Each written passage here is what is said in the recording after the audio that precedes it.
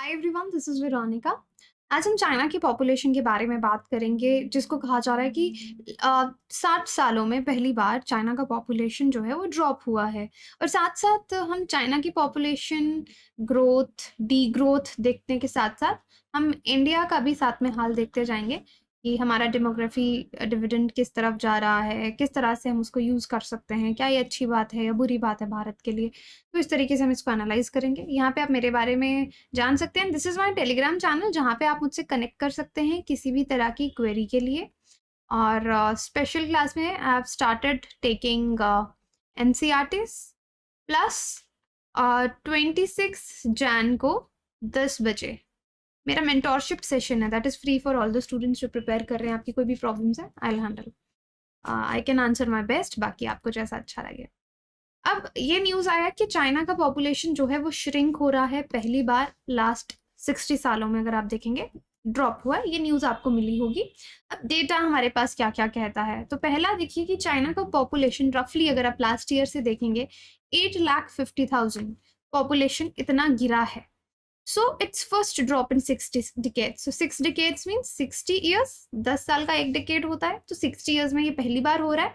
अब इसकी वजह से उनका जो पॉपुलेशन है अराउंड 1.41 बिलियन आ चुका है जब तक आपका 2022 एंड हुआ। तो ये उनका नेशनल ब्यूरो ऑफ स्टैटिस्टिक्स जो है उन्होंने ये इंफॉर्मेशन हमको दी है।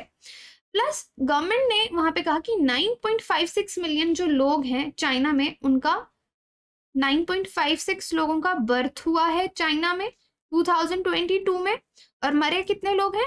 10.41 डेथ्स हुई हैं। तो जब डेथ रेट बर्थ रेट से ज़्यादा हो जाएगा तो दैट मीन्स ऑब्वियसली उनका पॉपुलेशन का डीग्रोथ शुरू हो गया है। तो ये ड्रॉप बहुत ही सालों के बाद चाइना को देखने को मिला है।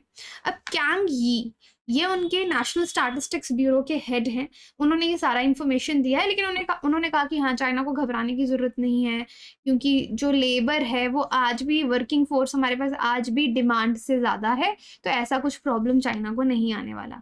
चाइना का बर्थ रेट अगर आप लास्ट ईयर का देखेंगे तो वो 6.77 बर्थ्स थे पर 1000 पीपल, और ये गिरा है। इससे पहले अगर आप देखेंगे 2021 में, तो 2 साल का डेटा यहाँ पे हम देखते हैं। 2021 में बर्थ रेट वॉज 7.52 बर्थ्स पर 1000 पीपल, ठीक है। तो यही 2022 में गिर के 6.77 बर्थ्स हो गए पर 1000 पीपल। अब क्या रीजंस हैं? अगर चाइना में ये शार्प डिक्लाइन हम देख रहे हैं तो उसके क्या रीजन है? पहली बात मोर्टेलिटी, जिसको आप मान लीजिए डेथ्स जो हो रही हैं। कंट्री की पॉपुलेशन इंक्रीज हो रही है, लेकिन जो रिडक्शन है in the relative number of deaths while population growth slows reverses with declining fertility rates. तो इसके ऑब्वियसली बहुत सारे फैक्टर्स हैं। आप मोर्टेलिटी फैक्टर ले लीजिए, आप फर्टिलिटी रेट लो हो रहा है वो ले लीजिए, बर्थ रेट पे जो सर्वाइवल है वो कम हो रहा है, तो डिफरेंट फैक्टर्स इसके लिए रिस्पॉन्सिबल हो सकते हैं। तो मोर्टेलिटी, अब देखो, कंट्रीज पॉपुलेशन इंक्रीजेस, कंट्री कोई भी देश, उसका पॉपुलेशन इंक्रीज होगा जब नंबर ऑफ डेथ्स कम होंगी, एंड वाइस वर्सा। अब यहाँ पे इन्होंने सीडीआर देखा। सीडीआर क्या होता है? क्रूड डेथ रेट, कि कितने लोगों की डेथ हो रही है पर 1000 पॉपुलेशन। तो चाइना के लिए दैट वाज 23.2 फॉर चाइना। 1950 में 23.2 था। अब ये इंडिया के लिए आप देख सकते हैं 1950 में हमारा 22.2 था। Now it fell to single digit. India के लिए 7.4 है, इनका 7.3 है। ये सीडीआर है, सीडीआर इनका गिरा है। तो ये mortality rate is one thing. दूसरा, जैसे मैंने कहा कि फर्टिलिटी रेट किस देश का कैसा चल रहा है, तो हम ये सिर्फ इनके पैरामीटर्स देख रहे हैं कि किस तरफ शिफ्ट हुए हैं। टोटल फर्टिलिटी रेट अगर जो है उसका क्या मतलब है? Number of babies and average woman, कि एक महिला जिसकी एज 15 टू 49 ईयर्स के बीच में, एवरेज महिलाएं, वो अपने लाइफ टाइम में कितने बच्चे पैदा कर रही हैं। तो चाइना के लिए it was as high as 5.8 और इंडिया के लिए 5.7। ये 1950 का डेटा है। फिर 2020 में आप देखेंगे चाइना का TFR 1.3 हो गया, बहुत ज़्यादा गिर गया। रिप्लेसमेंट के लिए 2 से ऊपर माना जाता है, 2.1 माना जाता है। और TFR इंडिया का भी बहुत गिरा है, 3.4 हो चुका है। To between 1992 and 93।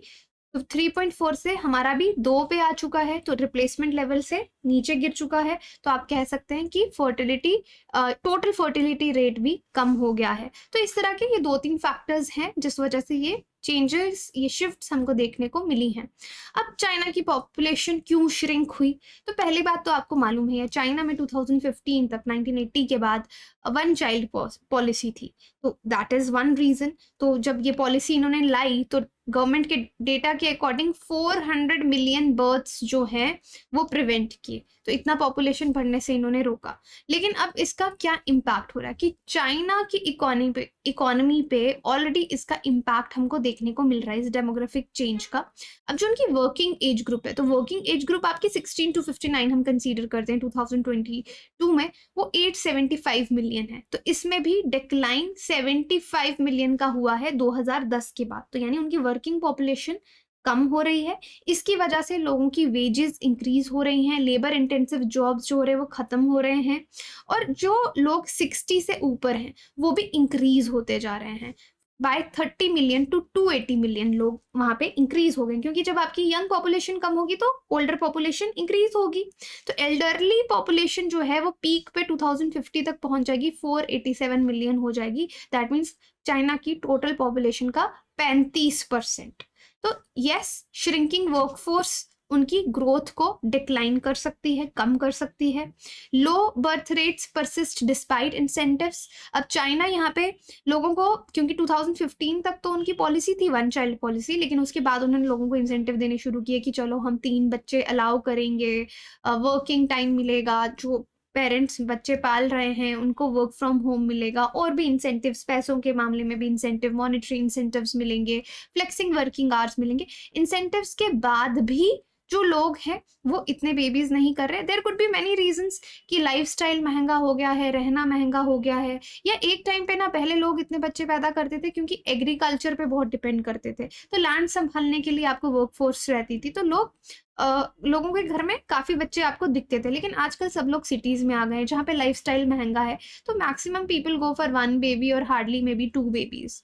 तो इंडिया का सिचुएशन कैसे डिफरेंट है? तो टीएफआर में अगर आप कहेंगे तो मैंने फिर भी आपको बताया कि टीएफआर इंडिया का टोटल फर्टिलिटी रेट जो है, number of babies and average women bears, तो 1950 का मैंने पहले भी बताया कि चाइना में 5.8 था, इंडिया का 5.7। इंडिया का भी टीएफआर जो है total fertility rate last 30 years से काफी नीचे गिरा है, 3.4 to 2 हो चुका है। फर्टिलिटी रेट आप यहाँ पे देख सकते हैं, ये ब्लू में जो आपको दिख रहा है दैट इज पूरे इंडिया का, पैन इंडिया का अलग अलग ईयर्स में कितना था। तो देखो कम होता जा रहा है, ये आपका रूरल एरियाज हो गया, वहां भी कम होता जा रहा है, अर्बन एरिया में भी कम होता जा रहा है टोटल फर्टिलिटी रेट। तो India has achieved replacement level fertility. Replacement level fertility क्या है कि एक जनरेशन जब पूरी तरह से खुद को रिप्लेस कर लेती है, यानी 2 पेरेंट्स हैं घर में, मदर एंड फादर, वो 2 बच्चे पैदा करते हैं, तो यानी उन्होंने खुद को 2 नई जिंदगी से रिप्लेस कर दिया, तो वो रिप्लेसमेंट लेवल है। तो ऑब्वियसली 2 से ऊपर होना चाहिए, तो इंडिया का वो भी कम हो चुका है। तो नेक्स्ट क्वेश्चन ये है कि इंडिया का अगर total fertility rate replacement level fertility से कम है, तो इंडिया की पॉपुलेशन अभी भी क्यों इंक्रीज हो रही है?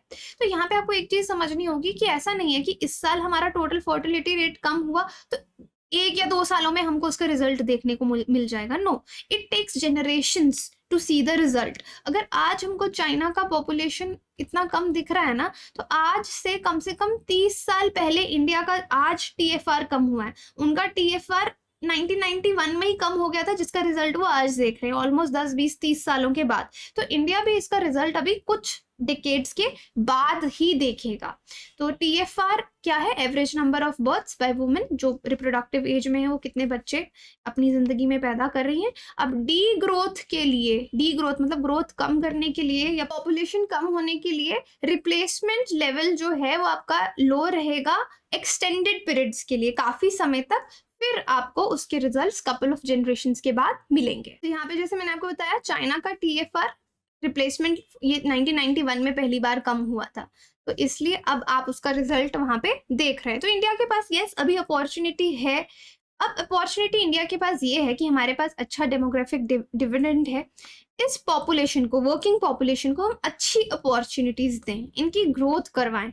अगर ऐसा नहीं हुआ, अच्छी एम्प्लॉयमेंट अपॉर्चुनिटीज नहीं मिली, तो ये पॉपुलेशन हमारे लिए नाइटमेयर बन जाएगी। बट हम इसको अगर चाहते हैं कि हमारी इकोनॉमी राइज हो, हमारे लोग आगे बढ़े, तो हमको अच्छी economic and employment opportunities in लोगों को देनी पड़ेंगी। So yes, that is way forward. तो पॉसिबल चैलेंज भी यही है कि फर्टिलिटी रेट डिक्लाइन हो रहा है, इंडिया का पॉपुलेशन प्रोजेक्ट किया जा रहा है अभी एक्सपैंड करेगा, एटलीस्ट जब तक हम 1.7 बिलियन टच कर लेते आज से ऑलमोस्ट 40 साल के बाद, उसके बाद ही हमारा पॉपुलेशन कम होना शुरू होगा। इस सेंचुरी के एंड में तो काफी कम हो जाएगा, डी ग्रोथ होगी। तो इम्पॉर्टेंट यही है। सो ये लाइन आपको लिखने के लिए बहुत इंपॉर्टेंट है कि वर्किंग एज पॉपुलेशन को हमको अच्छा एम्प्लॉयमेंट जो है वो देना है।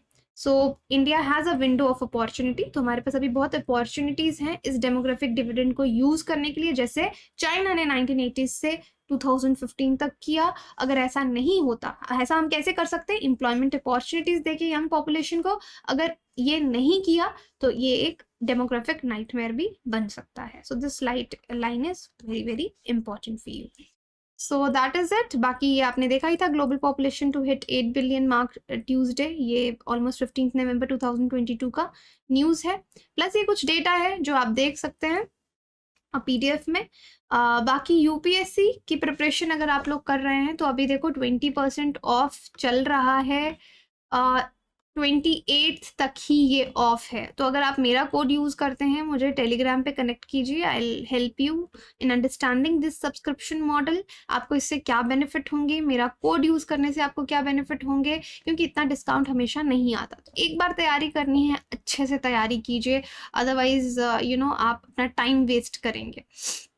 बाकी एक बैच, आरएम बैच हमारा शुरू हो रहा है 27 से। एनसीईआरटी बैच, सिर्फ एनसीईआरटी फाउंडेशन है, जरूर पढ़िए। ये बैच शुरू हो रहा है 1 फरवरी से। आप EMI पे भी कोर्सेज ले सकते हैं कि अगर आपको लगता है नहीं फीस हम एक बार में नहीं दे सकते, आप धीरे धीरे करके 0 इंटरेस्ट पे फी दे सकते हैं। एंड अगर आप ऑफलाइन पढ़ना चाहते हैं तो हमारा ऑफलाइन बैच भी 4 फरवरी से शुरू हो रहा है। And interview program, free guidance program तो अनअकैडमी का चल रहा है। You can inform your friends. Thank you so much.